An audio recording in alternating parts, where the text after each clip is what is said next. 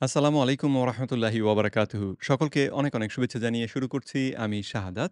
আজকে আমরা কথা বলব ফ্যাটি লিভার অসুখটি নিয়ে। ফ্যাটি লিভার অসুখটি সম্পর্কে আমাদের মধ্যে অনেকগুলো ভুল ধারণা প্রচলিত আছেন এবং এই ধারণাগুলোকে প্রচার করার ক্ষেত্রে আমাদের দেশের চিকিৎসকরাও আসলে ভূমিকা রাখছেন দুঃখজনকভাবে। যেটা প্রমাণ করে বা নির্দেশ করে যে ফ্যাটি লিভার অসুখটি সম্পর্কে পরিষ্কার ধারণা তাদের নেই। তো যখন তারা এই একটি রোগকে পুরোপুরি সঠিকভাবে না বুঝে সেটাকে আম অন্যদেরকে বোঝাবার চেষ্টা করেন বা উম কিভাবে এই অসুখের বিরুদ্ধে প্রতিরোধ গড়ে তোলা যায় বা কিভাবে এটার চিকিৎসা করা যায় সেই তথ্য দেবার চেষ্টা করেন, তখন উনারা ভুল তথ্য দিয়ে ফেলেন। যেটা পরবর্তীতে সাধারণের মধ্যে বিভ্রান্তি সৃষ্টি করে। তো আজকে অধ্যাপক ডাক্তার শহীদুর রহমান নামে একজন আ আ চিকিৎসকের ফ্যাটি লিভার সম্পর্কে একটি আলোচনায় একটি ভিডিওর পর্যালোচনা করব এবং দেখাবো যে আ উনি যে তথ্যগুলো দিচ্ছেন সেটা আসলে আ বিভ্রান্তিকর তথ্য, সঠিক তথ্য নয় এবং খানিকটা যেন আম কি বলে যে খানিকটা যেন উনি যে কারণগুলো নিয়ে আমাদের খুব বেশি দুশ্চিন্তা করার দরকার নেই, সেইরকম কারণগুলোকেও আসলে বেশি গুরুত্ব দিয়ে ফেলছেন। আর আসল কারণটির কথা একেবারে বেমালুম বলছেনই না। তো চলুন আমরা শুরু করি। এটা তো না, প্লে করতেই হবে। হ্যাঁ। আমি আজকে একটি সাধারণ বিষয় নিয়ে আপনাদের সঙ্গে কথা বলার জন্য হাজির হয়েছি। প্রায়ই আমাদের কাছে কিছু সংখ্যক, অধিক সংখ্যক বলবো না, কিছু সংখ্যক রোগী আসে একটা আল্ট্রাসোনোগ্রাফি রিপোর্ট নিয়ে। রিপোর্টে বলা আছে fatty liver grade 1, grade 2, grade 3। সবাই তটস্থ হয়ে পড়ে, বিব্রত বোধ করে এবং এর থেকে নিরাময় পাওয়ার জন্য নানাবিধ পরামর্শ গ্রহণ করার জন্য উদ্যোগী হয়। ফ্যাটি লিভার ইদানিং এই রোগের এটি রোগ হিসেবেই এখন চিহ্নিত হয়েছে। রোগ হিসেবে এখন চিহ্নিত হয়েছে। কথা শুনে মনে হয় যে এটি আসলে রোগ না। তো এটা একজন ডাক্তারের আসলে একটা অসুখকে নিয়ে এভাবে নেতিবাচক আম ভাবে কথা বলা ঠিক না। কারণ যেটা অসুখ সেটা অসুখ। যেটা অস্বাভাবিকতা সেটা অস্বাভাবিকতা, তাই না? তো সেটাকে নিয়ে যে এখন এটাকে অস্বাভাবিক বলা হয়, এটাকে এখন অসুখ বলা হয়। এই টোনটা আমার পছন্দ হয়নি। মানে এই যে বাচনভঙ্গিটা আমার পছন্দ হয়নি। সাধারণত লিভারে তো চর্বি জমে না, লিভারের চর্বি বার্ন করে। আপনি খাবার খাচ্ছেন, আমাদের লাইফ এখন অনেকটা পাশ্চাত্য ধাঁচের হয়েছে। তো আমাদের লিভার আ চর্বি বার্ন করে বা চর্বিকে পোড়ায়। তো সে তো ভালো কথা। কিন্তু তার সঙ্গে আবার এই আমাদের খাবার এবং পাশ্চাত্য জীবনধারা এগুলোর যে সম্পর্ক আমি ঠিক খুঁজে পাচ্ছিলাম না। খাবারে, চলাফেরায়, চলনে বলনে আমরা পাশ্চাত্যের সভ্যতার অনুসারী হয়ে পড়েছি। তো পাশ্চাত্য সভ্যতার অনুসারী হয়ে পড়া খুব সম্ভবত উনি এই অর্থে মিন করছেন যে পাশ্চাত্য সভ্যতাকে অনুসরণ করছি বলেই আমাদের এই সমস্যাগুলো এখন হচ্ছে। দেখি উনি কি বলেন। এই অনুসারী হওয়াটাই আমাদের জন্য ক্ষতির কারণ হচ্ছে। হ্যাঁ, তাহলে তাই বলেছেন। যেমন ধরেন, যারা গ্রামে বসবাস করে, জমিতে কাজ করে, শারীরিক পরিশ্রম করে, যাদের শহরে রিক্সাওয়ালা যারা রিক্সা চালায়, ওদের দেখবেন শরীরে কোনো মেদ নাই। মেদ কার? এই আপনার আমার মতো যারা চেয়ার টেবিলে বসে থাকি, কাজ করি, হয়তো অনেক কাজ, কেউ কেউ বলেন যে প্রচুর কাজ করি, রাত জেগে কাজ করতে হয়, 12 ঘন্টা, 14 ঘন্টা, 16 ঘন্টা, 18 ঘন্টা কাজ করি। এই যে বসে বসে কাজ, সেডেন্টারি ওয়ার্কার বলা হয়, এই বসে বসে কাজ করে যারা, তাদের এই রোগের আধিক্য বেশি। তো এই রোগের আধিক্য তিনি বললেন, কিন্তু খেয়াল করবেন কথাটা তিনি শুরুতে বলেছেন যে রিক্শাওয়ালার দেহে মেদ নাই। তারপরে গ্রামে যারা কৃষিকাজ করছেন তাদের দেহেও মেদ নাই। তো আমরা তো এই মুহূর্তে আসলে মেদ আছে কিনা সেটা নিয়ে কথা বলছি না। আমরা কথা বলছি লিভারে চর্বি জমেছে কিনা। তো সুতরাং ওই গাছে-মাছে একটা গিট্টুর মতন হয়ে গেল যে এমন বিষয় নিয়ে কথা বলছেন যে বিষয়টা যে ফ্যাটি লিভারের সঙ্গে সম্পর্কিত কিনা তার কোনো পরিষ্কার নির্দেশনা তিনি কিন্তু উল্লেখ করেননি। তো কি জানি অসুখটি সম্পর্কে উনার যে ভাবনা সেটা হয়তো খুব পরিষ্কার না। কেন আধিক্য বেশি? খাবারটা খাচ্ছি আমরা পরিমিতির চাইতে অতিমাত্রায়। এই খাবারটার কারণেই কিন্তু আমি ফ্যাটি লিভারে আক্রান্ত হচ্ছি। এই দাবিটি একটা সাংঘাতিক রকমের বড় দাবি এবং এই দাবি করার আগে প্রমাণ থাকা চাই যে আমরা খাবার যেটা অতিমাত্রায় খাচ্ছি সেই জন্যেই আমাদের ফ্যাটি লিভার ডিজিজ হচ্ছে। তো এই দাবিগুলো করার জন্যে প্রমাণ দরকার এবং প্রমাণ ছাড়া এইরকম যে একটা জিনিসের কারণ হচ্ছে আরেকটা জিনিস, এইরকম দাবি করতে গেলে বিজ্ঞানভিত্তিক গবেষণা থেকে, পরীক্ষামূলক গবেষণা থেকে তার প্রমাণ চাই। যদি সেই প্রমাণ না থাকে তাহলে এই কথাটি বলা যায় না। যদি কেউ বলেন সেটা নির্দেশ করে যে ও তার এই বিষয় সম্পর্কে পরিপূর্ণ জ্ঞান নেই।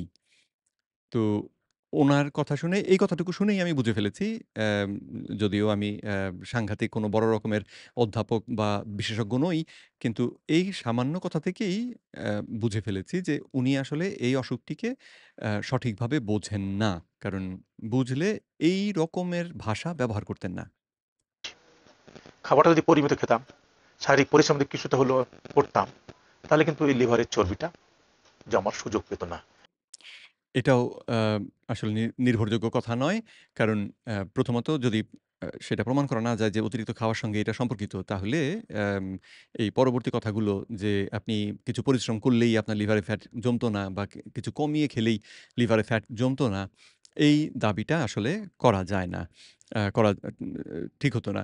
তো এই ফাঁকে চট করে আপনাদেরকে ফ্যাটি লিভার কেন হয় তার একটা কারণ আমি আপনাদেরকে সংক্ষেপে বলে রাখি।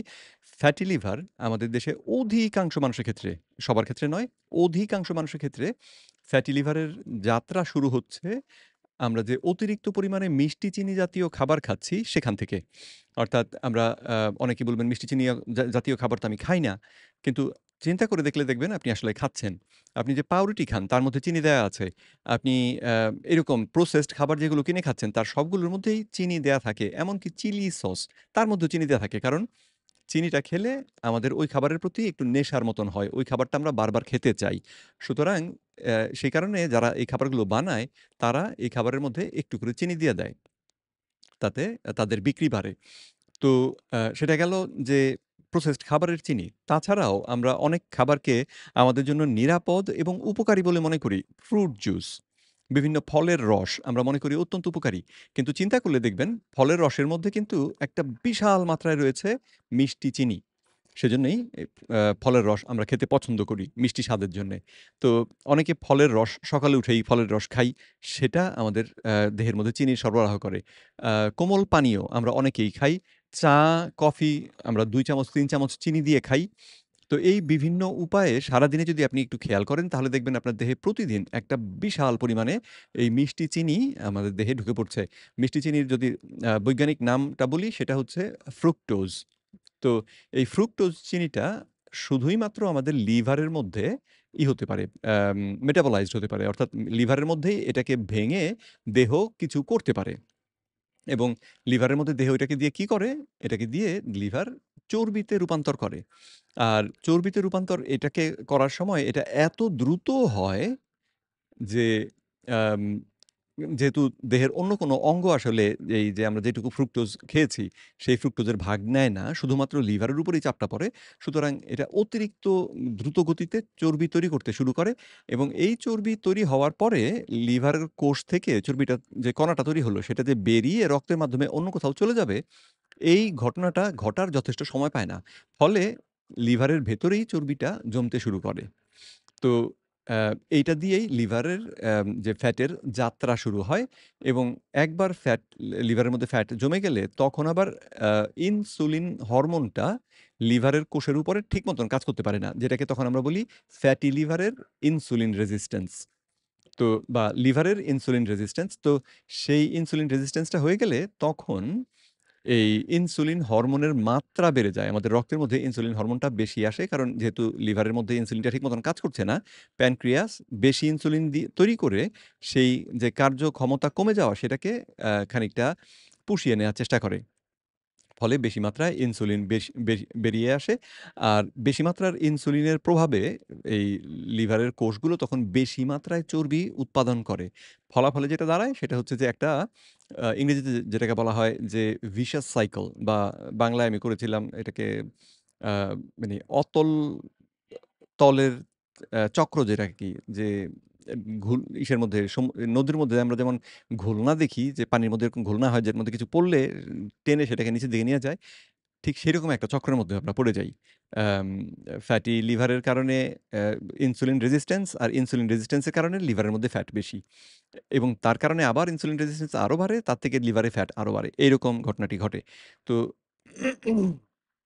আমাদের দেশে লিভারে যে ফ্যাট জমার ঘটনা সেটা প্রধানত হয় এই মিষ্টি চিনি থেকে। প্রফেসর ডক্টর রবার্ট লাস্টিক এ বিষয়ে একটি গবেষণা করেছিলেন। সেই গবেষণায় তিনি আম টিনেজার কতগুলো ছেলে, বাচ্চা ছেলে আরকি, বালক যাদেরকে আমরা বলি, এইরকম বয়সের ছেলেদেরকে নিয়ে ৪৩ জন যদ্দূর আমার মনে পড়ে।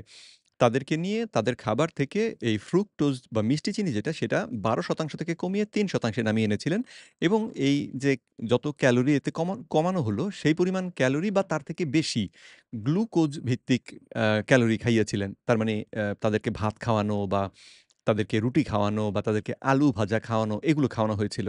মানে কোনো বিশেষ খাবার যে খাওয়ানো হয়েছে তা নয়। এবং তাতেও দেখা গেল মাত্র ৯ দিনে এই ছেলেগুলোর লিভারে যে ফ্যাট জমেছিল সেটা 30% ৩০% গড়ে কমে গিয়েছে। তো যেটা কিনা নির্দেশ করে যে এই মিষ্টি চিনিটাই ফ্যাটি লিভারের সবথেকে গুরুত্বপূর্ণ কারণ। আর আমাদের দেশের খাদ্যাভ্যাস যদি আপনি এখন পর্যালোচনা করেন আমরা সবাই এরকমই খাই। সকালবেলায় উঠে যে খাবার খাচ্ছি তার সঙ্গে অনেকে ফলকে পুষ্টিকর মনে করে ফল খাই। তারপরে চা তো যখন তখন খাওয়া হচ্ছে। বিস্কিট খাই তার মধ্যে চিনি আছে। তারপরে কোমল পানীয় হলে তো কোনো কথাই নাই। তো এইরকম করে আমরা অতিরিক্ত পরিমাণে মিষ্টি চিনি দেহের মধ্যে দিয়ে এই ফ্যাটি লিভারের সূচনা করছি। আর তার পরিবর্তে যদি আমরা খাবার যে শর্করাটাকে কমিয়ে রেখে যে খাবার সেটা হলে সবথেকে ভালো। কিন্তু যদি তা নাও হয় তারপরেও যদি ওই ধরুন আমাদের দেশে ৫০ বছর আগে ৩ বেলা লোকে ভাত খেত, তারপরে তাদের ফ্যাটি লিভার কিন্তু হতো না। ৩ বেলা ভাত খাওয়ার পরেও পেট ভরে ভাত খাওয়ার পরেও তাদের ফ্যাটি লিভার হতো না। তার কারণ হচ্ছে তারা এই যে মিষ্টি চিনির যে প্রভাবটা সেটা থেকে মুক্ত ছিলেন। তারা প্রতিদিন এই যে ৩ বেলা ৪ বেলা চা বা মিষ্টি করে চা খাওয়া, তারপরে শরবত খাওয়া, তারপরে ফলের রস খাওয়া বা এ কোমল পানীয় খাওয়া এগুলো খেতেন না। সেজন্যে তাদের এই সময়ে ছিল না। তো আম সুতরাং পুরো জিনিসটা যদি আপনি চিন্তা করে দেখেন, তাহলে দেখবেন যে ফ্যাটি লিভার থেকে বাঁচার সবথেকে গুরুত্বপূর্ণ ১ম ধাপই যেটা, সেটা হচ্ছে মিষ্টি চিনিটাকে খাওয়া, কমিয়ে দেওয়া, সম্ভব হলে বন্ধ করে দেওয়া। বন্ধ করা হয়তো কারো পক্ষে সম্ভব ১০০ ভাগ নাও হতে পারে। কিন্তু সেটাও আ দুর্ভাবনার কোনো বিষয় নয়। আপনি খাচ্ছিলেন আগে হয়তো দৈনিক ১০ চামচ, সেখান থেকে ২ চামচে যদি নামিয়ে আনতে পারেন, ১ চামচে নামিয়ে আনতে পারেন, দিনে একটু মিষ্টির স্বাদ না হলে আপনার ভালো লাগে না, তাহলে দিন শেষে কোনো একটা খাবারে অল্প একটু পরিমাণে মিষ্টি জিনিস আপনি খেলেন। তো যদি সেটাও করেন তাহলেও কিন্তু আপনার ফ্যাটি লিভার চমৎকারভাবে সেরে যাবে। ব্যায়ামেরও দরকার নেই, আর খাবারের পরিমাণ কমানোরও দরকার পড়বে না। যেমন দেখবেন যারা বসে কাজ করেন, টেবিলে বসে কাজ করেন, তাদের অধিকাংশরই ভুঁড়িটা বড় হচ্ছে। ভুঁড়িটার সাইজ আপনি আপনার নিজের ভুঁড়িটা কত বড় দেখতে পারেন না। কিন্তু আপনার পাশে যারা থাকে ওরা কিন্তু টের পায়। তো ফ্যাটি লিভার থাকলেই আপনার ভুঁড়ি হবে তা কিন্তু নয়। তবে যদি কারো ভুঁড়ি হয়ে গিয়ে থাকে তাহলে সেটা আসলে ফ্যাটি লিভার হওয়ার বেশ কিছুদিন পরের ঘটনা। বেশ কিছুদিন পরের ঘটনা। কারণ এই যে অতিরিক্ত যে চর্বিটা আমাদের ভুঁড়ির মধ্যে জমে আছে, এই চর্বিটা কিন্তু অতিরিক্ত ইনসুলিনের প্রভাবে তৈরি হয়েছে। আর অতিরিক্ত ইনসুলিনটা হয়েছে যে ফ্যাটি লিভারটা ১ম এ যাত্রা শুরু করেছে। তারপরে বডি ইনসুলিন রেজিস্ট্যান্ট হয়ে বা আমাদের লিভারটা ইনসুলিন রেজিস্ট্যান্ট হওয়ার কারণে দেহ ইনসুলিন বেশি প্রস্তুত করতে শুরু করেছে। তার প্রভাবে এখন আবার পেটের মধ্যে চর্বি জমতে শুরু করেছে। সুতরাং কারো যদি ভুঁড়ি বেরিয়ে গিয়ে থাকে আ তাহলে আম বুঝবেন যে আপনি বহুদিন থেকে বেশ কয়েক বছর থেকে হয়তো এই ফ্যাটি লিভার রোগে ভুগছেন। তো তখন আপনার এটাকে পরীক্ষা করিয়ে নেওয়াটা ভালো হবে। তবে এক্ষেত্রেও একটু একটা জিনিস খেয়াল রাখবেন। চর্বি আমাদের ভুঁড়ির মধ্যে ২ রকম জমে। একটা চর্বি হচ্ছে আপনি আপনার চামড়াটাকে ধরতে পারবেন। ধরে ঝাঁকি দিলে এই চর্বিটা থলথল করে নড়াচড়া করে। যদি আপনার পেটে এইরকম চর্বি জমে থাকে তাহলে আপনি অপেক্ষাকৃতভাবে নিরাপদ। কারণ এই চর্বিটা আসলে এটাকে ইংরেজিতে বলা হয় সাবকিউটেনিয়াস ফ্যাট বা ত্বকের তলার চর্বি। তো আমাদের ত্বকের তলার যে চর্বি এটা কিন্তু স্বাস্থ্যের জন্যে যদি খুব বেশি জমে যায় তাহলে দেখতে ভালো লাগে না এবং খানিকটা এটার নেতিবাচক প্রভাব আছে। কিন্তু এটা সবথেকে খারাপ ধরনের চর্বি নয়। বরং আ কিছু চর্বি জমে আমাদের যে আভ্যন্তরীণ অঙ্গগুলো, আমাদের এই যে পাকস্থলী যে নাড়ি-ভুড়ি আছে তার চারপাশে চর্বি জমবে, লিভারের চারপাশে চর্বি চর্বি জমবে, আমাদের হার্টের চারপাশে চর্বি জমবে। এই জায়গাগুলোতে চর্বি যে জমে যায় ভেতরে যেটা সেটা হচ্ছে ক্ষতিকর। ওই ক্ষেত্রে দেখা যায় অনেকের দেখবেন যে পেটের চামড়াটা টানটান। চামড়াটা ধরলে চামড়াটা খুব বেশি মোটা না। কিন্তু এবং ঝাঁকি দিলে ওই যে থলথল করে যে ঝাঁকি খায় সেরকম ঝাঁকি খায় না। তো এদের ক্ষেত্রে বিপত্তিটা বা বিপদটা অনেক বেশি। উনাদের ফ্যাটি লিভার রোগটা হয়তো আরো বেশি দিন থেকে চলছে এবং তার দেহটা মেটাবলিক্যালি চিন্তা করলে বিপাকীয় দৃষ্টিকোণ থেকে তার স্বাস্থ্যটা বিপদের মধ্যে রয়েছে। আপনার স্ত্রী টের পায়, আপনার ছেলে মেয়ে টের পায়, আপনার বন্ধু বান্ধব টের পায়। আপনি যখন শার্টটা গায়ে দিয়ে দাঁড়িয়ে যান, তখন দেখা যায় আপনার ভুঁড়িটা বুকের চাইতে বুক বরাবর না হয়ে বুকের চাইতে সামনের দিকে ঝুঁকে পড়েছে। বড় ভুঁড়িওয়ালা হিসেবে তখন আপনি চিহ্নিত হয়ে যান। এই চর্বিটা জমার সুযোগ কেন আপনি দিলেন? এবং চর্বিটা কিন্তু এখানে আপনার ওয়ালে যেমন জমে, পেরিটোনিয়ামেও জমে। তো এই যে এখানে একটা কথা বললেন যে আপনি এই সুযোগটা কেন দিলেন? এই রকমের কথা বলাটা আসলে অ্যাম আ ঠিক না। ঠিক না এই কারণে যে কেউ ইচ্ছে করে ভুঁড়িতে চর্বি জমানোর জন্যে চেষ্টা করে না। ইচ্ছে করে আমি আমার এত বড় একটা ভুঁড়ি হোক, এই চেষ্টা কেউ করে না। তো দুঃখজনকভাবে ওনাদের মতন চিকিৎসকরা যেটা করেন সেটা হচ্ছে যে এই রোগীকে যেহেতু উনারা মনেই করেন যে রোগী আসলে বেশি খেয়ে এই ঘটনাটা ঘটিয়েছে অথচ রোগী আসলে অনেক ক্ষেত্রে কম খেয়ে ভুল জাতীয় খাবার, ভুল খাবারটাকে কম মানে ভালো খাবার কম খায় কিন্তু ভুল জাতীয় খাবারটা তুলনামূলকভাবে বেশি খায়। সেটা করেও কিন্তু সর্বনাশ হতে পারে। অনেক লোক দেখবেন হাত পা চিকন, চিকন কিন্তু পেটটা এরকম বেরিয়ে আছে। সে বিশাল পরিমাণ খাবার যে খায় তা নয়। কিন্তু সে ওই যে চিনিটা হয়তো বেশি খাচ্ছেন। আম বুঝে বা না বুঝে ফলের রস হিসেবে ভালো মনে করে। ফলে না বোঝার কারণে তিনি বিপত্তির মধ্যে পড়ছেন। তো এই ক্ষেত্রে উনাকে খাবার কমিয়ে খেতে বলা হলে তিনি কিন্তু এই ভালো জিনিসগুলো খাওয়া কমাবেন না, যেটাকে তিনি ভালো বিশ্বাস করেন। ফলের রস খাওয়া কমাবেন না। তিনি গিয়ে আ ওই যে অন্য যে খাবারগুলো যেগুলো আসলে চিনির মতন ক্ষতিকর নয়, সেগুলোকে হয়তো কমিয়ে দেবেন। তাতে ফলাফল হবে উল্টো। আরো গন্ডগোল বাড়বে।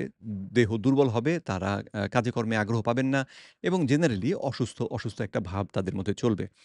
তো সুতরাং এটা করাটা আ বুদ্ধিমানের কাজ হবে না এবং চিকিৎসক হিসেবে উনাদেরও রোগীর দিকে তাকিয়েই রোগী সম্পর্কে এই রকমের একটা ধারণা করা যে, "এই বেটা তো আইলসার আ ডিম, হ্যাঁ? এ তো কাম-কাজ কিছু করে না। সারাদিন খালি খায় আর বসে থাকে।" এইরকম যে ভাবনাটা নিয়ে রোগীকে চিকিৎসা করতে চেষ্টা করা বা রোগীর দিকে তাকানোটা একজন চিকিৎসকের জন্যে অন্যায় আমি বলব। লিভারেও জমে, হৃৎপিণ্ডেও জমে। এমন কোনো জায়গা নেই যে লিভার এই ফ্যাটটা জমে না। এই জমায়িত ফ্যাটটাই আপনার জন্য ক্ষতিকারক। এখন আমরা বেশি আক্রান্ত হচ্ছি ফ্যাটি লিভার নিয়ে। মাইল্ড ফ্যাটি লিভার বলা হয় যে লিভারের যে ওজন তার 10% যদি চর্বি জমে, মাইল্ড ফ্যাটি লিভার বলে। 20% যদি জমে, মডারেট ফ্যাটি লিভার গ্রেড 2 বলে। আপ টু 30% যদি ফ্যাট জমে, মানে লিভারের ওজনের সঙ্গে এই পার্সেন্টেজ কিন্তু হিসাব করা হয়। 10%, 20%, 30%। লিভারের যে ওজন আছে, সনোলজিস্টরা আবার আল্ট্রাসোনোগ্রাফি করতে দেখে ওখানে কালারটা কেমন। লিভারের নর্মাল কালারটা আছে একরকম, আর সনোলজি করার সময় দেখা যায় কালারটা সাদা। কম সাদা না বেশি সাদা, তাদের একটা হিসাব আছে। এবং ওরা তাই থেকে গ্রেড 1, গ্রেড 2, গ্রেড 3 তিনটা ভাগ করে।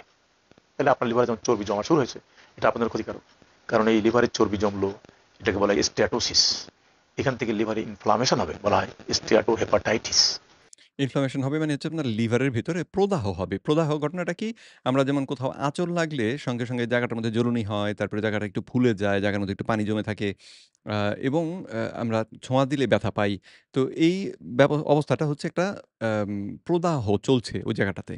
তো ঠিক লিভারের মধ্যেও এইরকম আম মানে তাহলে সহজ কথা যদি আমরা চিন্তা করি, সহজভাবে চিন্তা করতে গেলে ধরুন কেউ যেন লিভারটাকে খামচে দিয়েছে। এবং খুব সূক্ষ্ম উম দিয়ে অ্যা ধরুন কাঁটা চামচের মতন কোনো জিনিস দিয়ে যদি লিভারটার ভিতরে খুঁচিয়ে রাখে, তাহলে যেমন লিভারটার মধ্যে অ্যা একটা প্রদাহ চলতে থাকবে সারা লিভারটা জুড়ে। চর্বি জমে যাওয়ার পরে লিভারের মধ্যে এইরকম প্রদাহ শুরু হয়। কারণ লিভারের মধ্যে চর্বি এইভাবে জমে থাকার কথা না। এই স্টেট হেপাটাইটিস ইনফ্লামেশন চেঞ্জ যখন হয়, তখন লিভারের সেলগুলো মরে যায়। তখন কি হয়? ফাইব্রোসিস বলে। এই ফাইব্রোসিস থেকে হয় লিভার সিরোসিস। এই লিভার সিরোসিস থেকে হবে ক্যান্সার, লিভার ফেলিওর। তখন আপনার দৌড়াতে হবে লিভার ট্রান্সপ্লান্ট করার জন্য। তাহলে আপনি তো আপনার নিজের রোগটা বাড়ালেন। আপনি আপনার নিজের রোগটা বাড়ালেন কি করে? রোগটা কি? রোগটা কেন হয়? এই সম্পর্কে পরিষ্কার তথ্য রোগীকে দিয়ে সাধারণ মানুষকে জানানো থাকলে, তারপরে যদি তারা ইচ্ছে করে সেই তথ্য বিরোধী কাজ করেন, তাহলে তাদেরকে বলা যেতে পারে যে, "আপনি এই আম আ নিজেই এই অসুখটি এনেছেন।" কিন্তু সমস্যা যেটা, সেটা হচ্ছে যে, উনার মতন চিকিৎসক যারা, উনারা দিচ্ছেন ভুল তথ্য। সেই তথ্যের উপর ভিত্তি করে রোগী বিভ্রান্ত হচ্ছে এবং অসুস্থ হচ্ছে। তারপরে তো উনিই আবার রোগীকে দোষ দিচ্ছেন। "তুমি তো কথা শোনো নাই।" নিজে, নিজে যা নিজের উপরে ঝামেলাটা করছো। কোন পাগলামি এটা? আসুন, এই ফ্যাটি লিভার কমাতে গেলে আমি আপনাদের একটা খাদ্য তালিকা বলে দিই। খাদ্য কখন কোনটুকু কি করে খাবেন। আপনি একটা কাপ কেনেন, একটা কাপ, যে কাপের ক্যাপাসিটি হবে 150 মিলিলিটার, 150 গ্রাম বলতে পারেন। সেটা আটা হোক, চাল হোক, সালাদ হোক, আর হলো তরকারি হোক, এগুলো আপনি একটা মেজারমেন্ট করার জন্য একটা 150 গ্রাম বা 150 মিলিলিটারের একটা কাপ কিনে নেন। বা আপনি বাসায় একটা একটা নিত্যি ওজন মাপেন। বা আপনি এমনভাবে একটা খাবারের তালিকা করার জন্য, খাবারের পরিমাপ ঠিক করার জন্য আপনি ওজন যন্ত্রটা এমনভাবে ব্যবহার করেন যে আপনি কতটুকু খাবেন সেটা আপনি হিসাব করে নিতে পারবেন। যেমন ধরেন আপনি, আমরা সবাই সকালে, দুপুরে, রাতে 3 বেলা খাই, তো মাঝে আবার একটা সময় খাই আমরা। যেমন 8টায় যারা অফিস করেন 7 থেকে বেরিয়ে যান, 11টা বাজলে আবার খিদে লাগে 4 ঘন্টা, আবার 2টা থেকে 3টার মধ্যে লাঞ্চ করি, তারপর 3টা থেকে 6টা থেকে 7টার মধ্যে আবার আমরা একটু হালকা নাস্তা করি, আবার রাতেবেলা ডিনার করি। এই যে আমাদের 5 বার খাবার যে অভ্যাস, এই অভ্যাসের খাদ্য তালিকার খাদ্য পরিমাণে, তালিকা এবং পরিমাণে একটা কল্পনা, 150 ml আপনি কাপ নেন বা 100 ml একটা কাপ নেন, বা আপনি ধরেন সকালে রুটি খাবেন, 2টা রুটি খান, 200 গ্রামের 2টা রুটি খাবেন, 200 গ্রামের বেশি নয়। রাতেও 200 গ্রাম রুটি খান, তাহলে 400 গ্রাম হলো। সকালে আপনি ভাত খান কতটুকু, 200 থেকে 300 গ্রাম চালের ভাত খাবেন, 300 গ্রাম ধরলাম আপনি অ্যাভারেজ। তাহলে আপনার এই যে 200, 400, 700 গ্রাম কার্বোহাইড্রেট গেল। এবার আপনি অন্যান্য খাবার, যেমন সালাদ যদি খান, এই একটা কাপ 150 ml খাবার, ওই পুরো কাপের সালাদ খান, সকালে খান, দুপুরে খান, রাতে খান। সালাদ তরকারি দিয়ে বিভিন্ন রকম সবজি এখন পাওয়া যায়, শশা, পেঁপে, কলা, আপেল, আপনার ঢেঁড়স, পটল, ঝিঙ্গা, চিচিঙ্গা, এগুলো, গাজর, এগুলো মিলে, টমেটো মিলিয়ে আপনি এটা ছোট করে সালাদ বানাই 1 কাপ বা 2 কাপ বা 3 কাপ 3 বেলা খাবেন। এই যে সবজিওয়ালা খাবারগুলো খেলেন, এই দুটো কাজ হলো। এটা হলো আপনার পরিপাকের জন্য সাহায্যকারী হলো, বাউল হ্যাবিটের একটা পরিবর্তন আসবে, রেগুলার বাউল হ্যাবিট হবে। 2 নম্বর হলো আপনার কার্বোহাইড্রেট কম খাচ্ছেন, এই সবজিগুলো থেকে কিন্তু আপনার কিছু ক্যালোরি আসছে। তো এইভাবে জীবন ধারণ করা আসলে খুব কঠিন। আর এই যে তথ্য তিনি দিলেন, এই তথ্য আসলে একেকজন মানুষের জন্য একেকভাবে প্রযোজ্য হবে। মানুষটা যদি লম্বা হয়, মানুষটা যদি খাটো হয়, মানুষটা যদি মোটা হয়, মানুষটা যদি সরু হয়, একেকজনের জন্য একেক রকম একেক পরিমাণে খাবার আসলে appropriate হবে। তো উনি যেই নিয়ম বলে দিচ্ছেন, এই নিয়ম আসলে সকলের ক্ষেত্রে খাটবে না। সুতরাং আপনারা এটা যদি অনুসরণ করেন তাহলে বিপদের মধ্যে পড়বেন। আপনার জন্য এটা সঠিক কিনা জানবেন কি করে? আর আরো একটা সমস্যা যেটা সেটা হচ্ছে যে এই খাদ্য ধারায় এই অভ্যাস যদি করেন তাহলে আপনার ক্ষুধা পাবে বেশি। আমাদের পেটে যদি খাবার আমরা কম দেই এবং সঙ্গে বিশেষ করে যদি শর্করা জাতীয় খাবার দেই, যার ফ্যাটি লিভার আছে তার দেহে যেহেতু এমনিতেই ইনসুলিন বেড়ে থাকে, তারা এই জাতীয় খাবারগুলো খেলে, শর্করা জাতীয় খাবার খেলে তাদের রক্তে চিনি বাড়ার সঙ্গে, সঙ্গে অতিরিক্ত ইনসুলিন নিঃসরণ হয়। যেটা কিনা পরে তাদের রক্ত থেকে চিনিটাকে বেশি মাত্রায় সরিয়ে ফেলে। তখন আবার মস্তিষ্ক অনুভব করে যে রক্তে যথেষ্ট পরিমাণ চিনি নেই, সঙ্গে, সঙ্গে সে ক্ষুধার অনুভূতি সৃষ্টি করে। সেইজন্যেই আপনি সকালবেলা নাস্তা করে যদি বেরোন, তাহলে আপনার ১১টা ১১:৩০ র মধ্যে প্রচণ্ড ক্ষুধা পাবে।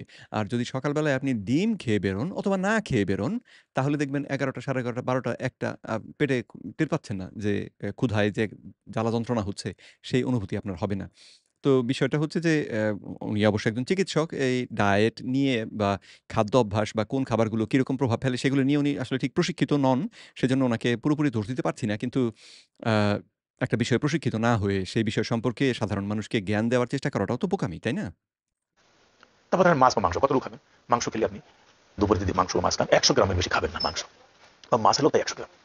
মাছ এবং মাংস দুটো হলো প্রোটিন জাতীয় জিনিস। আমাদের দেহটাই তৈরি হচ্ছে প্রোটিন দিয়ে এবং মানুষের জন্য প্রোটিনটাই সবথেকে গুরুত্বপূর্ণ নিউট্রিয়েন্ট। সবথেকে গুরুত্বপূর্ণ এটাই আমাদের দেহটাকে তৈরি করে। সুতরাং প্রোটিন খাওয়ার ক্ষেত্রে আপনি কিন্তু প্রোটিন আরো বাড়িয়ে খাবেন। প্রোটিন বাড়িয়ে খেলে প্রোটিনের মধ্যে চিনি নেই, প্রোটিনের মধ্যে শর্করা নেই। সুতরাং সেটা চর্বিতে রূপান্তর হওয়ার উপায় নেই। যদি সাংঘাতিক বেশি মাত্রায় আপনি প্রোটিন খেয়ে ফেলেন, তাহলে তার ওই দেহের ব্যবহারের পরে যে অতিরিক্তটা থাকবে, সেটাকে দেহ চিনিতে রূপান্তর করে ফেলতে পারে। কিন্তু সেই রূপান্তরটাও আপনার দেহের চাহিদা মাফিক হবে। তো বাইরে থেকে এই শর্করা খাওয়ার তুলনায় প্র অ্যা অতিরিক্ত পরিমাণে প্রোটিন খাওয়াটা আসলে আরো বেশি উপকারী। এখন প্রোটিন বেশি খেলে আপনার দেহে সেটা কিন্তু assimilation হবে এবং প্রোটিন আমাদের ক্ষুধাকে নিবৃত করে। তো একবার যখন দেহ জেনে যাবে, মস্তিষ্ক অনুভব করবে কারণ প্রোটিন খেলে পরে আপনার পাকস্থলীতে পেপটাইড YY নামে একটি হরমোন নিঃসৃত হয়। এই হরমোন মস্তিষ্ককে সংকেত দিয়ে জানাবে যে যথেষ্ট পরিমাণ প্রোটিন আজকে খাওয়া হয়েছে। তখন সারাদিন আর ক্ষুধা পাবে না। তো ক্ষুধা যদি না পায় তাহলে আপনাকে বারবার ওই যে চায়ের সঙ্গে বিস্কুট খাবো রে এগুলো করতে হবে না। না করলে আপনি নিরাপদ থাকবেন। এরকম খাবেন। পানি খাবেন কতটুকু? 24 আওয়ার্স এর মধ্যে আপনি কখনো কোনো অবস্থাতে কিডনি ডিজিজ যদি না থাকে, আপনি 2 লিটার পানি স্বাভাবিকভাবে খেতে পারেন। তারপর যদি ধরেন আপনি সালাদ খান, সালাদ কতটুকু খাবেন? ওই 1 কাপ সালাদ তো আমি বললামই, সালাদ কিভাবে বানাবেন বা সবজি কিভাবে, সালাদ 1 কাপ খান। 3 বেলায় 3 কাপ সালাদ খেলেন, 3 বেলায় 3 কাপ আপনি সবজি খেলেন। রুটি, আটা, সেটাও মাপ বলে দিলাম। চাল কতটুকু চালের ভাত হবে সেটা বললাম। এই পরিমিতভাবে আপনি একটা তালিকা তৈরি করেন এবং আপনি রেগুলার নিয়মিতভাবে 30, 40, 50 মিনিট বা 1 ঘন্টা আপনি হাঁটতে পারেন। অফিসে গেছেন, গাড়িতে গেছেন। নামি দামি ব্যক্তি আপনার গাড়িতে করে আসা যাওয়া করতে হয়।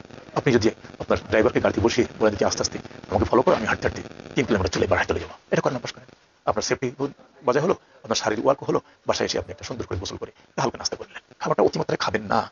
কিন্তু খাবলেই আপনার লিভার আক্রান্ত হচ্ছে, অতিমাত্রা খেলেই আপনার হাড় আক্রান্ত হচ্ছে, অতিমাত্রা খেলেই আপনার ব্রেন আক্রান্ত হচ্ছে। খুব ভুল কথা। আপনি যদি সঠিক খাবার অতিমাত্রায়ও খান, পেট ভরে খান, তাহলেও কিন্তু এই সমস্যাগুলো হবে না।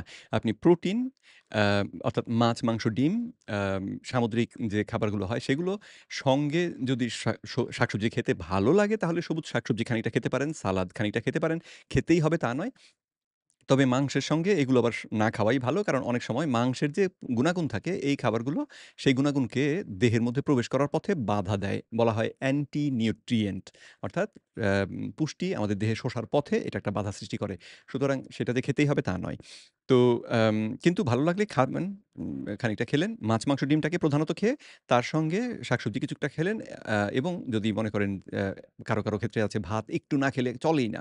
ঠিক আছে, সব শেষে আপনি সামান্য একটু ভাত সবজি দিয়ে অথবা যেভাবে খেতে ভালো লাগে সেভাবে খেলেন অল্প পরিমাণে। তাহলে দেখবেন যে আপনি পেট ভরে খাওয়ার পরেও আপনার কিন্তু অসুবিধে হবে না। আপনার ফ্যাটি লিভার হবে না। আর যদি উনার কথা মতন খাদ্য অভ্যাস করার চেষ্টা করেন তাহলে কষ্ট পাবেন প্রচুর কিন্তু ফল পাবেন না। এগুলো করবেন না। যদি এই খাবার তালিকাটা আপনি মেনটেন করেন, আপনি আপনাকে সুস্থ রাখতে সমর্থ হবেন। আর যদি আপনি ভুরিভোজ করেন, সেদিন এক লোক আমাকে এসে বলছে, স্যার আমি তো গরু মাংস খেলে একসঙ্গে আমি 1 কেজি গরু মাংস খেয়ে ফেলতে পারি। বললাম, বয়স কত?